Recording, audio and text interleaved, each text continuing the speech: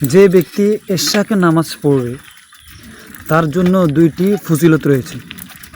তার মধ্যে একটি হচ্ছে যে সে যদি প্রত্যেক দিন দৈনিক এশরাক নামাজ আদায় করে তার জন্য প্রথম যে ফজিলত, এটা খুবই গুরুত্বপূর্ণ একটি বিষয় যেটা আমাদের জন্য অতি দরকার।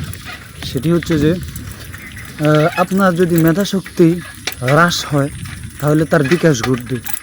অর্থাৎ আপনার যদি মেধাশক্তি কম থাকে তাহলে অবশ্যই আপনার মেধাশক্তি বৃদ্ধি পাবে। আল্লাহ পাক রব্বুল আলামিন আপনার স্মৃতিশক্তি বৃদ্ধি করে দিবে। আপনি মুখস্থ করার শক্তি আপনার বেড়ে যাবে, বোঝার শক্তি বেড়ে যাবে।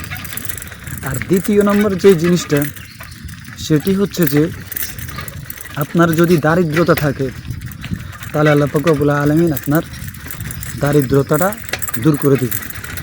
তো আমরা সকলেই এই আমলটি করার চেষ্টা করব।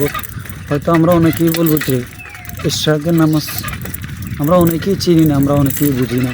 তো সেটি হচ্ছে যে সূর্য ওঠার পরে 4 রাকাত নফল নামাজ আদায় করবেন এশরাকের নিয়তে।